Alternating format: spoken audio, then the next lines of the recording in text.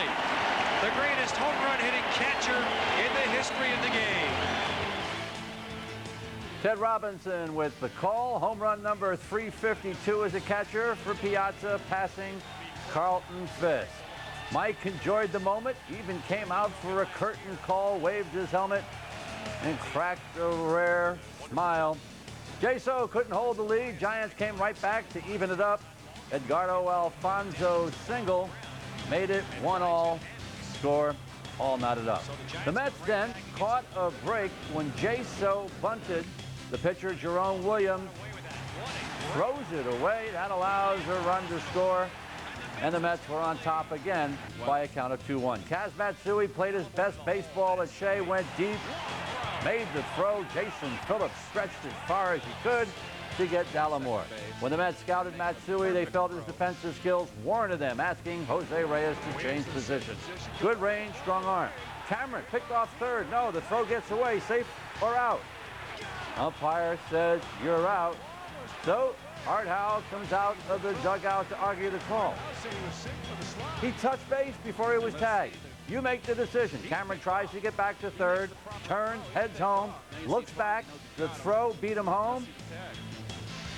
Out or safe? Called him out. J-So sailing along till he cracked the nail on the finger of a pitching hand. Art Howell took him out. So was pitching well. Mets had a chance for a foul pop. Three guys converged on it. Looks like a triangle. But Matsui must have heard footsteps, dropped the ball, and he stared at Spencer. Well, the rains came after that. Grounds crew rolls out the tarp. Game halted for about an hour with the score even at 2. When it stopped, the Mets exploded in the 8th. 2 on, 2 out. Shane Spencer is this long. The pitcher pointed up like it was a pop fly. It hits off the top of the wall, and the grounds rules at Shea says that is a home run. He hit it 400 feet into the wind. Mets on top, 5-2. They got more in the 8th. Mike Cameron also goes long. Cameron, 6th of the year, tops on the team. A big 8th inning for the Mets, and it spells V-I-C-T-O-R-Y for the Amazons. 3 straight. They've taken the first 2 on the homestand from the Giants. Final score is 8-2. Piazza with his major league record for home runs as a catcher with 352. Spencer with a home run, Cameron with a home run, and the final is 8 for the Mets, 2 for the Giants. So pitched 3-4 innings before he cracked that nail on his pitching hand and had to leave the game. Bullpen came in, and the guys did a winning job. Okay, there's going to be spider webs. Well, the Yankees won't go quietly into the night, in the afternoon here. Rodriguez, his own A-Rod's only had 1 prior at bat against Looper, and that's an 0-fer. So advantage Looper.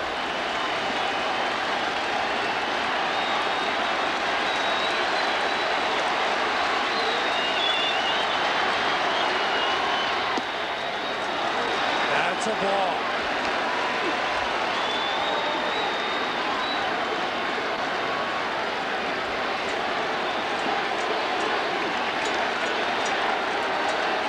It's been a wild afternoon in Flushing.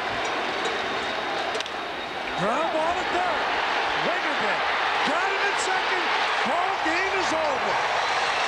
It was only fitting for Wigginton to catch that ball and get the last out.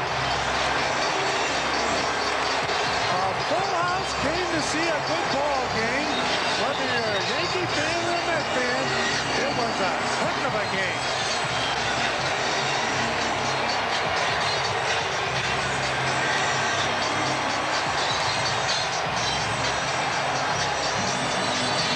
So the Mets had the broom out, and they swept the Yankees.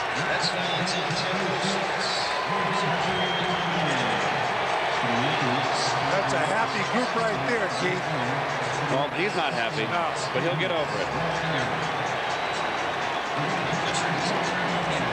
J-So tipping his cap to his fans here. A lot more to come from Shea Stadium on MSG Network. This is our town. New York Mets at MSG Network. The signs are out. The broom was out. So the Yankees come into Shea, and the Mets sweep them 3 straight. The Yankees come in off a sweep of Boston and come around to Flushing and get swept back. Take a look at Gary Sheffield right there. And how about the sweep, Keith? There's some interesting notes. First sweep of a Yankee series in 14 regular seasons. Look at the runs the Mets are scoring. That was a problem earlier. Now they're scoring runs. They're hitting. Hidalgo, a big part of that. Oh, how about Ty Wigginton? Now you stay with us. Plenty more to come from Shea Stadium. But before we break for a commercial, we're going to go downstairs. The broom was out. Matt Coughlin has a piece of the broom, and he has a guy who did some sweeping. Matty? Well, just an unbelievable series here at Shea Stadium. The Mets do complete the sweep. Ty Wigginton with 2 big home runs helping the Mets to the sweep. And you look rather stoic for someone who's just helped this team complete its first ever sweep of the Yankees. It definitely feels good. There's a very good ball club over there in the other clubhouse. And, you know, we just got some good pitching. We came through with some timely hitting when we needed it. And we got the W. All right, Tom Gordon isn't beating all that off, and you got all of this one. He left me a slider over the plate or a little cutter or something, and I was able to get the good part of the bat on the ball and get it out of here. It was tough wind over there in left field, so I wasn't so sure when I first hit it. Well, it was 1 of 2, the second of your 2 home runs. The fans showing the sign that you got to believe that was our Mohegan moment. So what do you make of what's transpired for this club over the last several days? You'll go down to Philadelphia now, breathing down the Phil's neck. Definitely. This is the time we need to turn it on. We got 2 guys in our own division in Florida and Philadelphia, and we got to put our attention on them and hopefully these 3 W's here. So Michael Strahan to symbolize a warming in the frosty relationship between Giants players and their new head coach. Andrea Kramer examines how they're coexisting.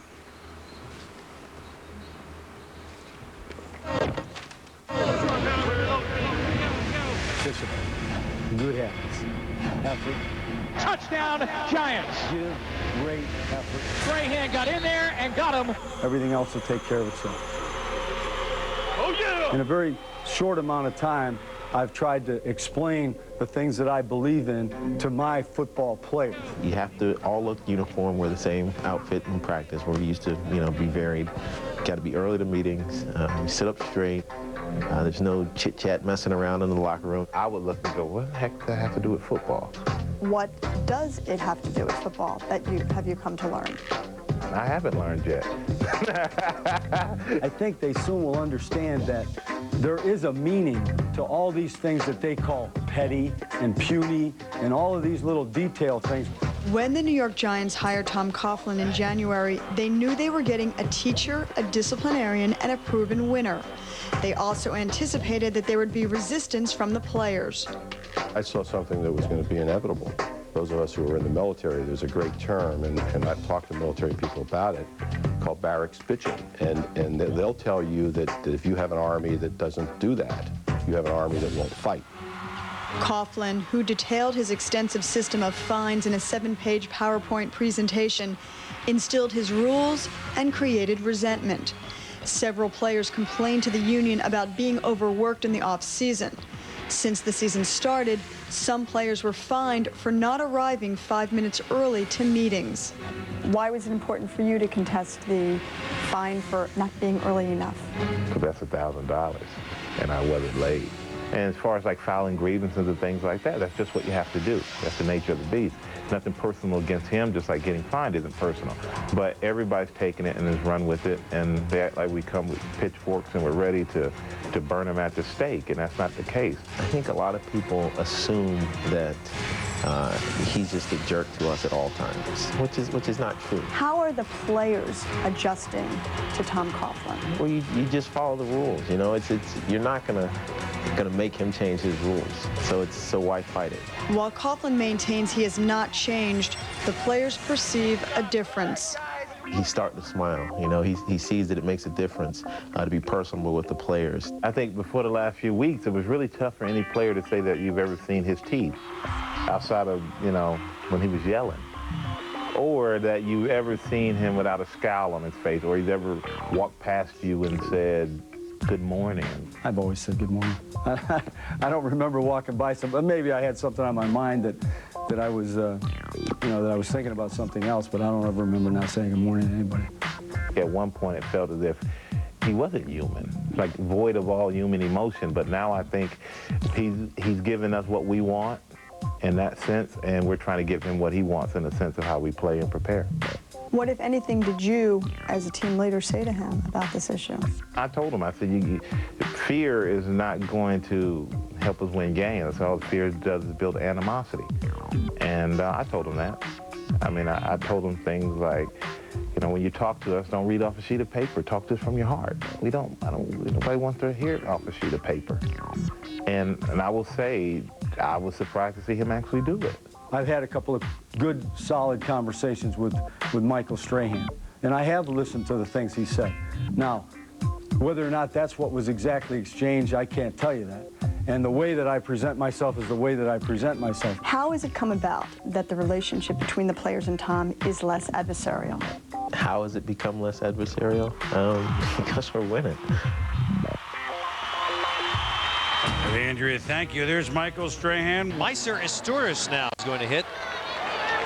Meiser Asturias hits for Andy Chavez.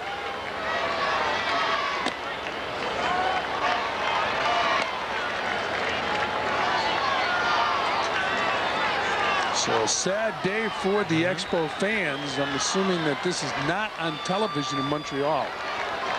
There is, obviously there's coverage. There's a television crew here from TSN, which is Canada's sports network. And there are other media here, but no, there's no live television going back to Montreal. Unless someone's taking our feed, and I'm not aware. 1 ball, 2 strikes, and I know one thing. I said to you when we were there 10 days ago, I'm gonna miss it a lot. I love the city. Oh, yeah. I love the city, and I think a lot of us are saddened that, as I continue to say, that just wish someone in Montreal, someone in Quebec had come forward and tried to buy that club and kept it there. But then I was reminded the Montreal Canadiens are owned by a man from Colorado. Yeah. Most storied hockey franchise in history. That was a shot. Now we're going to go back and take a look at the first Expos game. Look at that.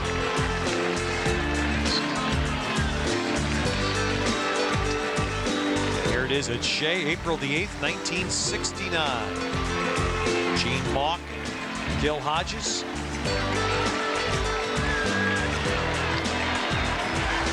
$44,000 here that day.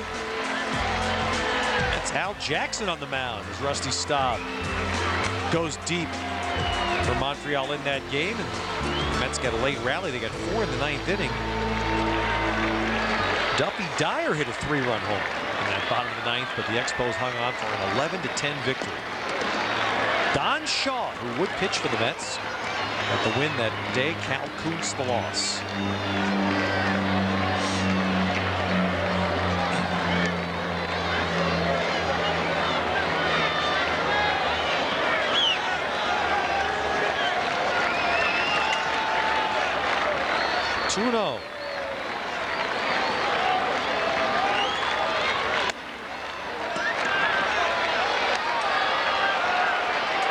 Now Asturias after the strikeout. Now Chavez the batter.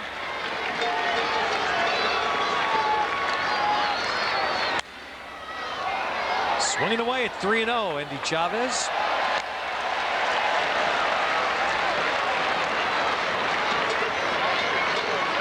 Tim Raines looking on. He wants to be a major league coach next year.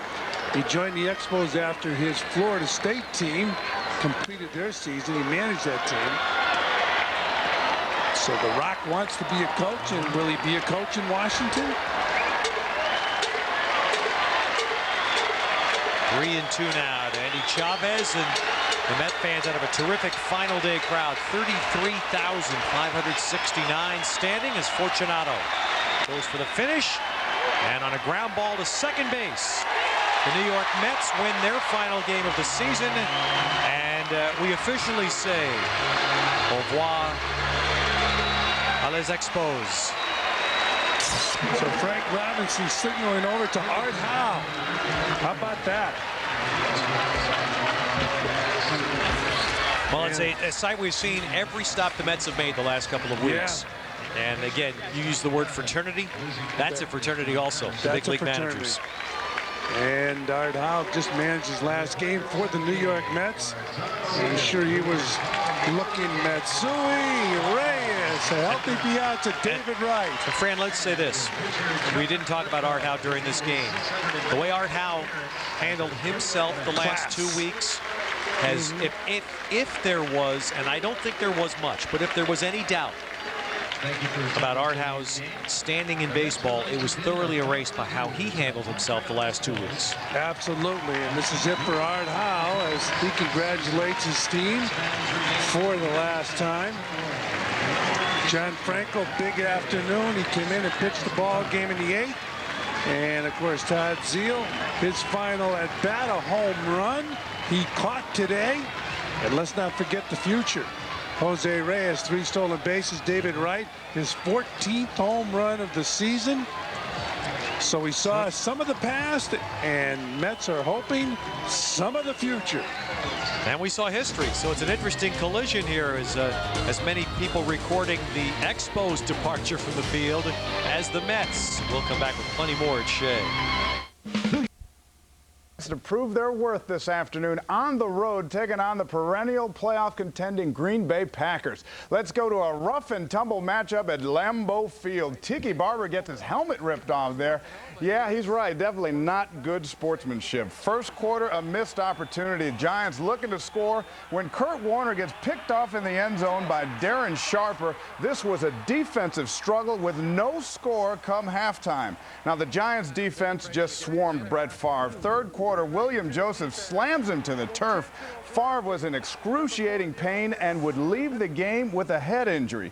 But later that drive, Favre returned for one play, and it's a big one. 28 yards to Javon Walker for the touchdown. Packers up 7-zip, but Favre would have to sit out the rest of the game. And from there, the Giants thrived. Barber with a great day, rushing for 182 yards. Here goes 52 yards for the touchdown. Tie game at 7-all. Then come the fourth quarter, Warner lofts it way up high to Jeremy Shockey for the 4-yard touchdown, and that sealed it. Giants come away with a huge 14-7 victory, improving to 3-1 on the year.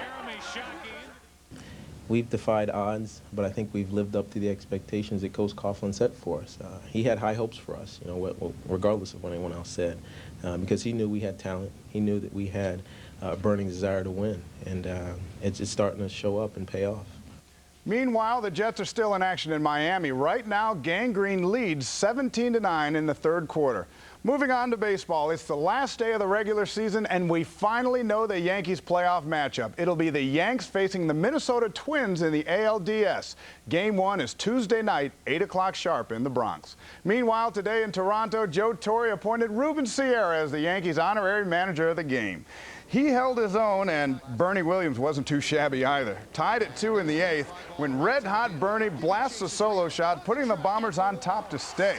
Yanks close out the regular season with a 3-2 victory, and now it's off to the postseason. As for the Mets, they officially closed out their season today, hosting the Montreal Expos. And even though it was another disappointing year at Shea, the Mets went out on a high note, especially Todd Zeile, playing his final game before retirement, and what a way to end it. A 3-run home run in the 6th inning to put the Mets up 7-1. A standing ovation for Zeile. His family was just loving it. And even the bullpen came out to cheer him on. Todd Zeile, a class act, goes out in style. And then there was the captain, Johnny Franco, playing in what could be his final game as a Met. He came on in the 8th inning to a standing ovation, got the final out of the inning, and then left the field to a standing O. What a finish for John Franco as the Mets win 8-1 on Art Howe's final day as manager. All good things come to an end sometime, and this has come to an end. And get on with my life. I couldn't have imagined any better day to to turn and walk away, and it's not easy.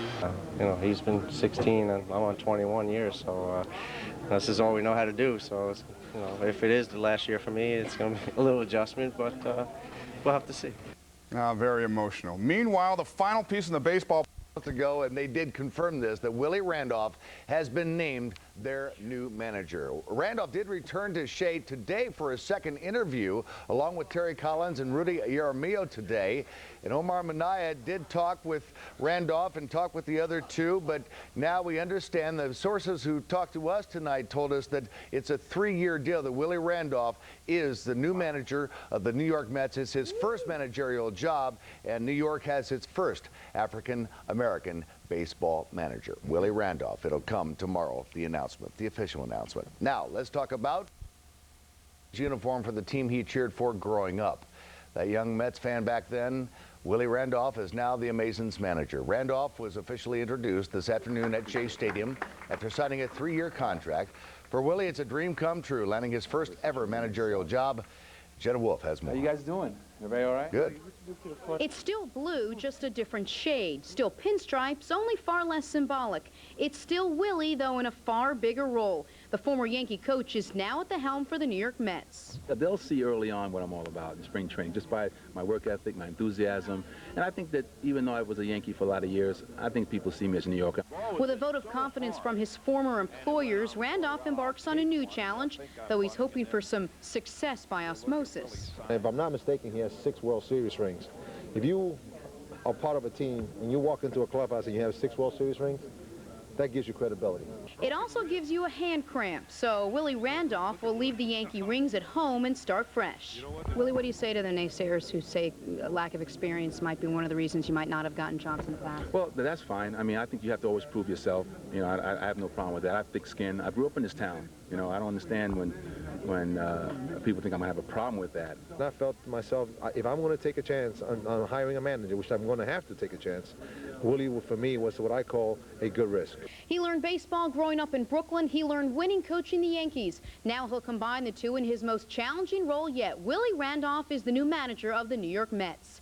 At Shea Stadium, I'm Jenna Wolf, Channel 7 Eyewitness News. And Willie Randolph becomes New York's first black major league manager.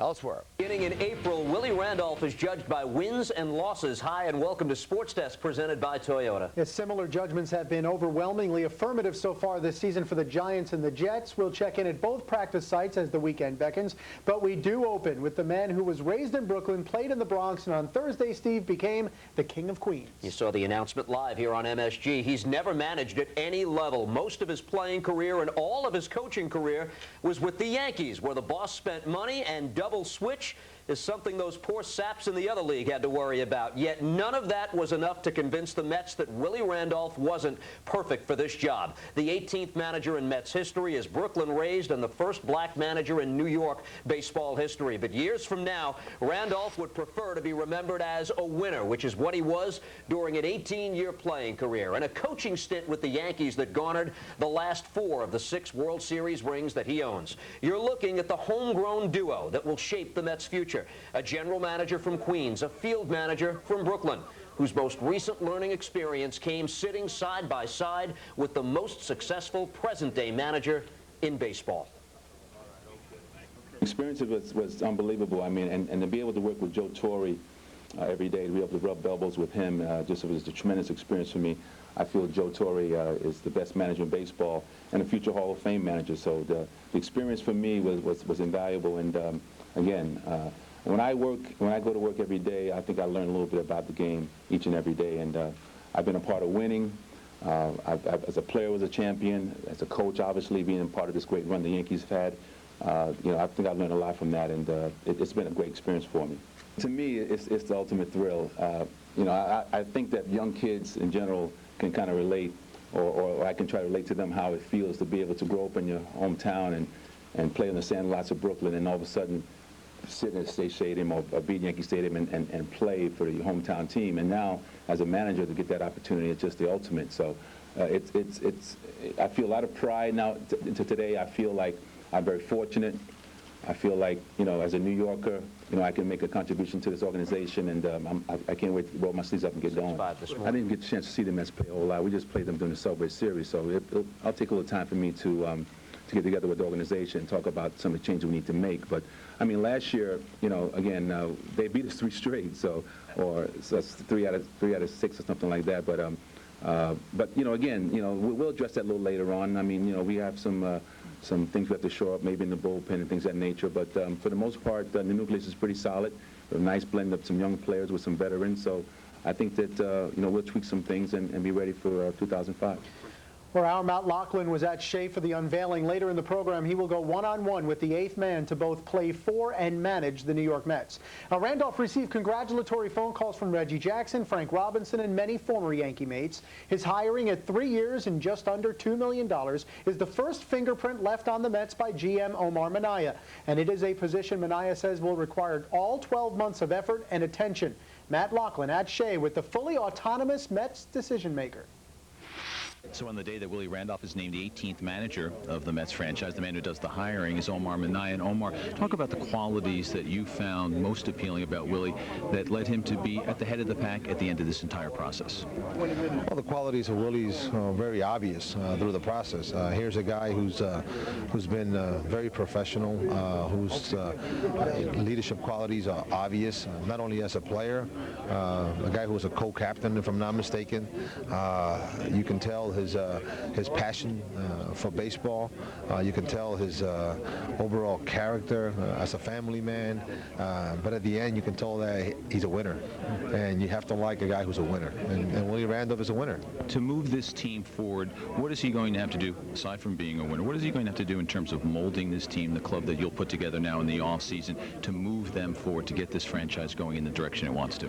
Well, I think it's going to be a combination of working with the front office, the general manager, and really, we have to get some players. We have to get better players, and together, Willie, myself, the front office, my staff, we have to kind of give him the players that are needed for him to win. And but then again, once you get those players, he's going to have to lead them, and I think he's going to lead them the way he led them, the way he's led them as a coach, or he's led them as a player. You said right from the moment you were hired as general manager that it could be a guy without managerial experience in the major leagues. Why did you feel so strongly that you could get someone new, if you will, and put him in this position? Well, I didn't feel strongly. I felt that was a possibility. And when I looked at the pool of candidates, when I looked at Rudy Jaramillo, when I looked at Willie Randolph, I said, I'm not going to not include these guys as far as potential managers, because I knew